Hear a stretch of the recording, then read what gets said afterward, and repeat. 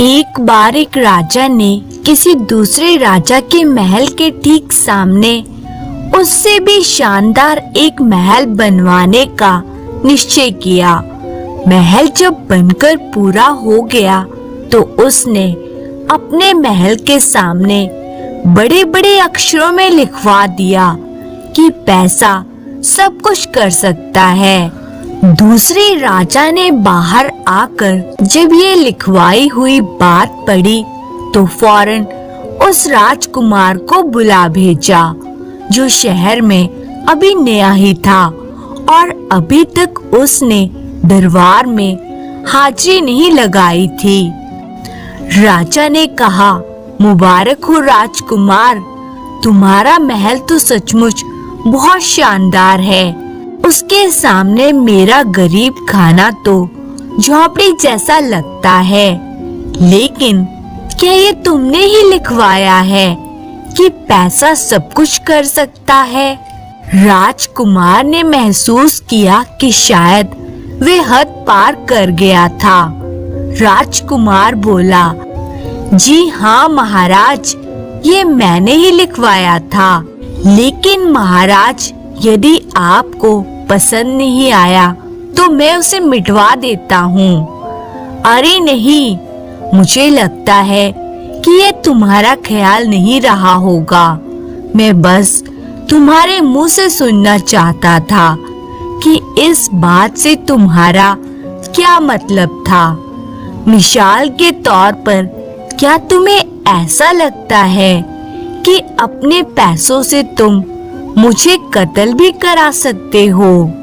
राजकुमार को लग गया कि वह कायदे से फंस चुका है। मुझे माफ कीजिए हुजूर, मैं फौरन उन शब्दों को मिटवा देता हूँ, और अगर आपको मेरा महल ना पसंद हो तो बस हुक्म कीजिए, मैं उसे भी जमीन में गड़वा दूंगा। नहीं नहीं, उसे वैसे ही बना रहने दो, लेकिन क्योंकि तुम दावा करते हो कि एक पैसे वाला आदमी कुछ भी कर सकता है, तो मुझे ये साबित करके दिखाओ। मेरी बेटी से बात करने की कोशिश करने के लिए मैं तुम्हें 3 दिन का मौका देता हूँ। अगर तुम उससे बात करने में कामयाब रहे तो मैं तुम्हारी शादी अपनी बेटी से करवा दूंगा, और अगर नहीं कर पाए तो मैं तुम्हारा सर कलम करवा दूंगा। राजकुमार इतना परेशान हो उठा कि उसका खाना पीना और सोना तक हराम हो गया। रात दिन वे सोचा करता कि वह कैसे अपनी गर्दन बचाए। दूसरे दिन तक तो उसे अपनी नाकामयाबी के प्रति इतना विश्वास हो चुका था कि वह अपनी वसीयत करने के बारे में सोचने लगा। उसके हालात भी ना उम्मीद करने वाले थे, क्योंकि राजा की बेटी 100 पहरेदारों से घिरे किले में बंद रहती थी। राजकुमार ढीला ढाला रह के अपनी मौत का इंतजार कर रहा था जब उसकी बूढ़ी दाई उससे मिलने आई। इस बूढ़ी दाई ने उसे बचपन में खिलाया था और अब भी उसके यहाँ काम कर रही थी। राजकुमार का उतरा हुआ चेहरा देखकर बूढ़ी दाई ने पूछा, क्या बात है राजकुमार, आज आप इतने उदास क्यों लग रहे हो?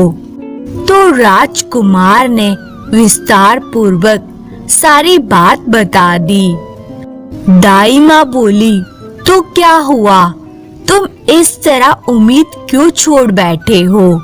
राजकुमार, इस कार्य में मैं आपकी मदद कर सकती हूँ। दाई माँ डगमगाते कदमों से शहर के सबसे बड़े काबिल सुनार के पास पहुंची और उससे ठोस चांदी का एक हंस बनाने के लिए कहा जो अपनी चोंच खोल बंद कर सके।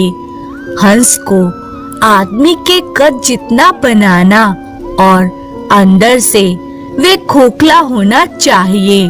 और हाँ, ये हंस कल तक तैयार हो जाना चाहिए। सुनार चिल्लाया, कल तक? तुम होश में तो हो? मैंने कहा ना कल। उस बूढ़ी औरत ने सोने की अशर्फियों से भरा एक बटुआ निकाला और बोलती गई, जरा सोचो, यह पेशगी रकम है, बाकी तुम्हें कल मिल जाएगी जब तुम हंस तैयार करके मुझे दे दोगे। सोने की अशर्फियां देखकर सुनार हक्का बक्का रह गया और बोला, यही चीज तो है दुनिया में जिसकी बात ही और है। मैं कल तक हंस तैयार करने की भरसक कोशिश करूंगा। अगले दिन तक हंस तैयार हो गया और बहुत अच्छे से तैयार हुआ था। बूढ़ी औरत ने राजकुमार से कहा, अपनी सारंगी लेकर हंस के अंदर बैठ जाओ। जैसे ही हम सड़क पर पहुँचे, तुम अंदर से सारंगी बजाने लगना। हंस के अंदर बैठा राजकुमार सारंगी बजाता रहा और बूढ़ी दाई माँ चांदी के उस हंस को एक फीते के सहारे खींचती हुई शहर का चक्कर लगाने लगी। उसे देखने के लिए सड़कों पर लोगों की भीड़ उमड़ पड़ी। शहर में ऐसा कोई न बचा जो उस खूबसूरत हंस को देखने के लिए दौड़कर न आया हो। यह बात उस किले तक भी पहुंची जहां राजा की बेटी बंद थी। उसने अपने पिता महाराज से बाहर निकलकर यह अनोखा दृश्य देखने की अनुमति मांगी। राजा ने कहा, उस शेखीबाज राजकुमार को मिला मौका कल खत्म हो जाने दो, तब तुम बाहर निकलना और हंस देख लेना। लेकिन राजा की बेटी ने सुन रखा था कि कल तक हंस वाली बूढ़ी औरत चली जाएगी, इसलिए राजा ने हंस को किले के अंदर ले जाने दिया ताकि उसकी बेटी हंस को देख सके। बूढ़ी दाई को इस बात की उम्मीद थी। जैसे ही राजकुमारी ने चांदी के उस हंस के साथ अकेले में उसके चोंच से निकल रहे संगीत का आनंद लेना शुरू किया, अचानक हंस खुल पड़ा और उसमें से एक नौजवान ने बाहर कदम रखा। उस आदमी ने कहा, डरो मत, मैं वही राजकुमार हूँ जो अगर तुमसे बात ना कर सका तो कल सुबह तुम्हारे पिताजी मेरा सर कटवा देंगे। तुम उनसे यह बताकर मेरी जान बचा सकती हो कि तुम मुझसे बात कर चुकी हो। अगले दिन राजा ने राजकुमार को बुला भेजा और पूछा, हाँ, तो क्या मेरी बेटी से बात करने में तुम्हारे पैसे तुम्हारे कोई काम आए? राजकुमार ने जवाब दिया, जी हाँ महाराज। क्या तुम्हारा मतलब तुमने उससे बात की है? जी हाँ महाराज, मैं कल आपकी बेटी से मिल चुका हूँ और मैंने राजकुमारी से बात भी की थी। आप चाहे तो राजकुमारी से पूछ सकते हैं। राजकुमारी आई और उसने बताया कि कैसे राजकुमार कल चांदी के हंस में छुपा हुआ था, जिसे खुद राजा के हुक्म पर किले में घुसने दिया गया था। यह सुनकर राजा बोले, इसका मतलब तुम्हारे पास सिर्फ पैसे ही नहीं बल्कि एक अच्छा दिमाग भी है। जाओ, खुश रहो। मैं अपनी बेटी का हाथ तुम्हारे हाथों में सौंपता हूँ। फिर राजा ने शुभ मुहूर्त निकलवा कर बड़े धूमधाम से राजकुमारी का विवाह उस राजकुमार से करवा दिया।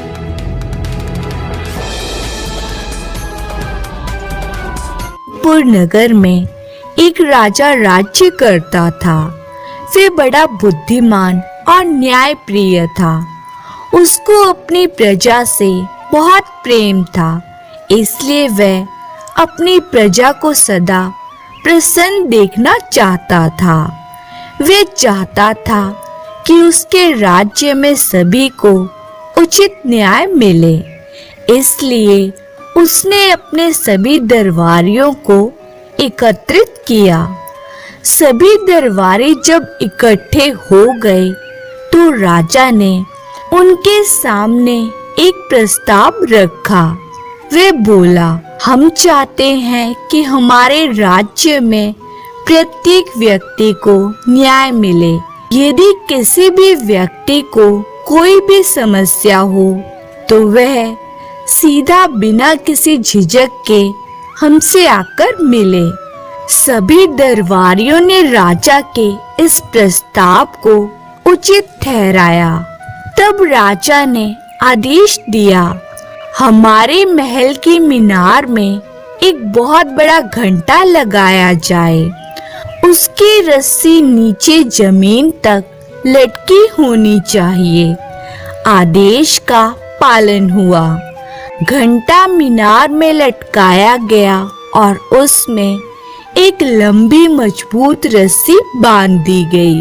फिर राजा ने अपने राज्य में ऐलान करा दिया कि यदि किसी के साथ कोई अन्याय हो तो वह केवल घंटे को बजा दे, उस व्यक्ति को न्याय अवश्य मिलेगा।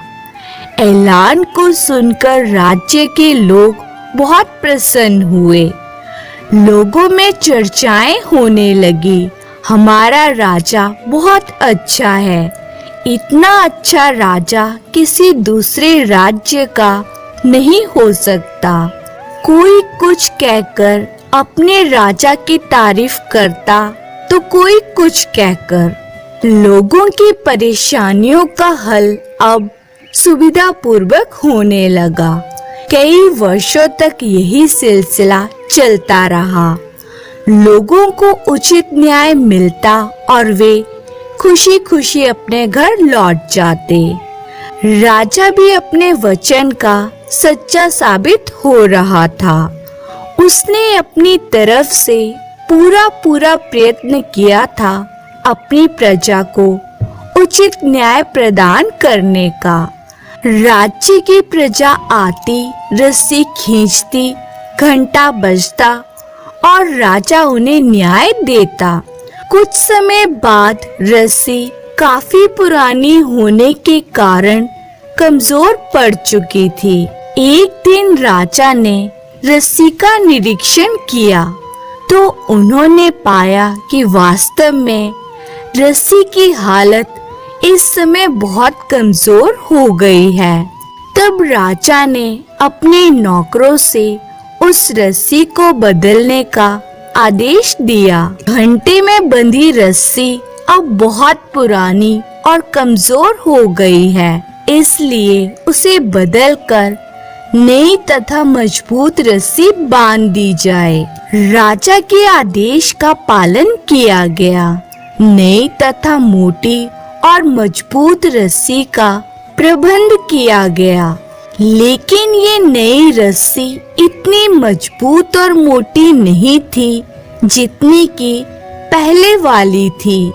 तब राजा के नौकरों के दिमाग में एक युक्ति आई। उन्होंने सोचा कि क्यों ना वे उस रस्सी के स्थान पर मोटी सी अंगूर की बेल लटका दें। उनकी युक्ति नौकरों के कमांडर की समझ में आ गई। अतः उन्होंने एक लंबी, मोटी और मजबूत अंगूर की बेल घंटे से बांधकर लटका दी। बेल काफी मजबूत और ताजी होने के कारण जल्दी ही उसमें कोंपले निकल आई। ऊपर से नीचे तक वे हरी भरी हो गई। हरी भरी होने के कारण वह बेल बहुत सुंदर लगने लगी। उस राज्य में एक सैनिक रहता था। उसके पास अपना एक बूढ़ा घोड़ा था। घोड़े की तरह वह सैनिक भी अब बूढ़ा हो चुका था, परंतु उस सैनिक को अपने वृद्ध घोड़े से बहुत प्यार था, क्योंकि उसने प्रत्येक युद्ध में उसका साथ दिया था। किंतु अब सैनिक से अपने घोड़े की पहले जैसी देखभाल नहीं हो पाती थी। इसलिए एक दिन उसने अपने घोड़े को आजाद कर दिया। घोड़ा इधर उधर भटकने लगा। घोड़े की आंखें भी कमजोर हो गई थी। उसे अपना चारा भी कम ही दिखाई देता था। भटकता हुआ एक दिन वह राजा की उसी मीनार की ओर निकल गया।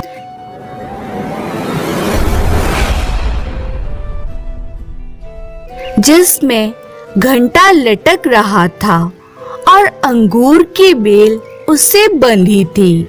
घोड़े ने हरी भरी अंगूर की बेल की कोपलें देखी तो उसका मन ललचाने लगा। उसने अपना मुंह बढ़ाकर कोपलें खानी शुरू कर दी, लेकिन जैसे ही उसने कोपलें खाने के लिए उन्हें अपने मुंह में दबाकर खींचा तो उससे बंधा घंटा बज उठा। घंटा बजते ही वहाँ लोग इकट्ठे होने लगे, मगर वहाँ उन्हें कोई भी व्यक्ति दिखाई नहीं दिया। वे सोचने लगे कि यहाँ तो कोई भी व्यक्ति नहीं है, फिर घंटा किसने बजाया? उन्होंने चारों ओर देखा, लेकिन उन्हें कोई भी व्यक्ति वहाँ दिखाई नहीं दिया। राजा के सेवक भी वहाँ पहुँचे, मगर वे भी किसी ऐसे व्यक्ति की खोज ना कर पाए जिसने घंटा बजाया हो। दरबार में हलचल मच गई। बात राजा तक पहुँची। राजा भी उसी स्थान पर आ गए। तभी घोड़े ने एक बार फिर कोपलें खाने के लिए अपना मुंह आगे बढ़ाया। कोपलें अपने मुंह में दबोची और बेल को खींच दिया। घंटा एक बार फिर बजा। इस बार वहाँ मौजूद राजा सहित सभी लोगों ने घोड़े की इस क्रिया को देख लिया था। सभी अचंभित रह गए। तब राजा ने अपने दरबारियों को आदेश दिया कि वे घोड़े को पकड़कर दरबार में हाजिर करें। घोड़े को दरबार में पेश किया गया। तब राजा ने अपने दरबारियों से सलाह मशवरा किया कि इसके साथ क्या न्याय किया जाए। किसी ने कुछ बताया तो किसी ने कुछ कहा। एक दरबारी ने सलाह दी कि महाराज, यह तो घोड़ा है, इसे क्या न्याय चाहिए। परंतु राजा उसकी बात से सहमत नहीं हुआ। उसने आदेश दिया कि घोड़े के मालिक को ढूंढकर दरबार में लाया जाए। उसी से इसके बारे में पूछताछ की जाएगी। और फिर राजा के सैनिक राज्य में घोड़े के मालिक की तलाश करने के लिए निकल पड़े। शाम तक वे उसे ढूंढकर दरबार में ले आए। घोड़े का मालिक बूढ़ा सैनिक जब राजा के सामने पेश किया गया तो राजा ने उससे घोड़े के विषय में पूछा। यह घोड़ा तुम्हारा है? उसने हाथ जोड़कर कहा, जी हुजूर। फिर तुमने उसे लावारिसों की तरह क्यों छोड़ रखा है? राजा ने कड़कदार आवाज में उससे पूछा। हुजूर, अब ये बूढ़ा हो चुका है, इसलिए मैंने इसे आजाद कर दिया। तो तो क्या जवानी में भी ये तुम्हारे पास ही था? जी हुजूर, ये घोड़ा 10 सालों से मेरे पास ही है। कई युद्धों में इसने मेरा साथ दिया है। ओह, राजा ने कुछ सोचते हुए कहा, तो जवानी में तुमने इसकी सेवाएं प्राप्त की और अब जब ये बूढ़ा हो चला है तो तुमने इसे इस प्रकार छोड़ दिया। शर्म आनी चाहिए तुम्हें, राजा ने क्रोधित होकर कहा। सैनिक का सिर शर्म से झुक गया, उससे कुछ कहते ना बन पाया। तब राजा ने आदेश दिया, इसे अपने घर ले जाओ और जिस प्रकार जवानी में तुम इसे चारा दिया करते थे उसी प्रकार अब भी इसकी सेवा करो। यह हमारे दरबार में न्याय मांगने के लिए आया था, इसलिए हमारा कर्तव्य है कि हम इस घोड़े को भी उसी प्रकार न्याय प्रदान करें जिस प्रकार हम मनुष्य को करते हैं, और इसकी देखभाल का खर्चा राजकोष से तुम्हें हर महीने प्राप्त होता रहेगा। राजा का न्याय सुनकर दरबार में मौजूद सभी व्यक्ति आश्चर्यचकित होकर उनके मुंह को देखने लगे। राजा का न्याय उस राज्य के सभी प्राणियों के लिए बराबर था। तो दोस्तों, इस कहानी से हमें यह शिक्षा मिलती है कि पशु हो या पक्षी, सभी दया के पात्र होते हैं। जो लोग पशुओं को बूढ़ा समझकर आवारा छोड़ देते हैं, वे प्रकृति के नियम का उल्लंघन करते हैं। पशु अपनी युवावस्था में आपका अच्छा साथ निभाते हैं और आपको भी उनके बुढ़ापे में सेवा करनी चाहिए। यही मालिक का धर्म बन जाता। हेलो दोस्तों, नमस्कार। आप लोग को हमारे चैनल में स्वागत है।